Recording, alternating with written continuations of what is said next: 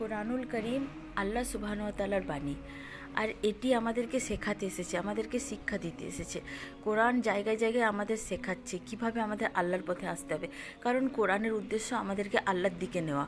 তো অতএব কোরআন আমাদেরকে যেগুলো শিক্ষা দেয়, সে বলে যে তোমরা তাকওয়া ইখতিয়ার করো, তোমরা সবর করো, তোমরা জ্ঞান অর্জন করো। এগুলো হচ্ছে তাই যা তোমাকে আল্লাহর পথে নিয়ে যাবে।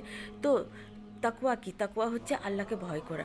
যে কোনো কাজ করলে মানুষ যেন এটা চিন্তা করে যে আল্লাহ সুবহানাহু ওয়া তাআলা আমাকে দেখছেন, কারণ আল্লাহ তাআলা বলেন যে আমি সব কিছু দেখি আর সব কিছু শুনি আর সব কিছুর আমি দ্রষ্টা। আল্লাহ সুবহানাহু ওয়া তাআলা বলেন যে ক্ষুদ্র থেকে ক্ষুদ্র মৃত্তিকার অন্ধকারে এবং সাগরের অন্ধকারে আর যে কোনো অন্ধকারের মধ্যে যা কিছু আছে সেগুলো আমি দেখি।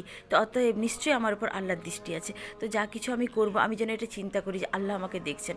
এটাকেই বলে তাকওয়া। আর সবর, সবর হচ্ছে যখন কোনো মুসিবত আমার উপর আপতিত হয়, আমি যেন তার জন্য আল্লাহর কাছে অভিযোগ না করি এবং হতাশ না হয়ে পড়ি। এটি আল্লাহর তরফ থেকে পরীক্ষা, কারণ বলা হচ্ছে কুল্লুম মিন ইন্দিল্লাহ, সব কিছুই আল্লাহর তরফ থেকে। তো ভালোটা যখন আমার কাছে আসে সেটি আমার পরীক্ষার জন্য, কিন্তু খারাপটা যখন আসে সেটিও আমার পরীক্ষার জন্য, সেটিও আল্লাহর তরফ থেকেই আমাদের ধৈর্যের পরীক্ষা নিচ্ছে। তো আমাকে সেখানে সংযত হতে হবে। আমাদের আমাদের রসুলদেরকে দেখতে হবে, নবীদেরকে দেখতে হবে। ইব্রাহিম আলাইহিস সালাম কীরকম পরীক্ষার মধ্যে পড়েছিলেন, তারপরে আইয়ুব আলাইহিস সালাম কতদিন বিছানাগত ছিলেন, কিন্তু তারা ধৈর্য হারাননি এবং আল্লাহর ওপর তারা ভরসা রেখেছেন আর সবর ইখতিয়ার করেছেন। এটি হচ্ছে সবর। আর হচ্ছে জ্ঞান অর্জন করা। জ্ঞান হচ্ছে একটা আলোর মতো, যা অন্ধকারে পথ দেখানোর মতো, যেটি আমাদেরকে সত্য মিথ্যা ভালো মন্দের মধ্যে তফাৎ বলে দিবে। এই জ্ঞানটা অর্জন করতে হবে। আর জ্ঞান অর্জন করার ক্ষেত্রে কোরআন বলছে সবর আর তাকওয়া, এই দুটাই তোমাকে জ্ঞান অর্জনের পথে সাহায্য করবে।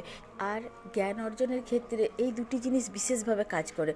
আমরা যখন কোরআনুল করিম প্রথমেই পড়ব তখন সেখানে বলা হয়েছে হুদাল্লিল মুত্তাকিন, মানে হিদায়ত হচ্ছে মুত্তাকি বান্দাদের জন্য, মানে যারা আল্লাহকে ভয় করে। আর আমরা যখন মুসা আলাইহিস সালাম এবং খিজির আলাইহিস সালামের ঘটনাকে সেটাকে যখন আমরা গড় করব তখন দেখব সেখানে বলা হচ্ছে সবরের কথা, যে আল্লাহ চাইলে আপনি আমাকে সবরকারীদের মধ্যে পাবেন আর আমি আপনার আদেশ অমান্য করব না। তো অতএব জ্ঞান অর্জনের ক্ষেত্রে সবরের এবং তাকওয়ার অনেক বড় অবদান। আর এই দুটাকে নিয়েই আমাদেরকে চলতে হবে, তবে আমরা জ্ঞান পাবো।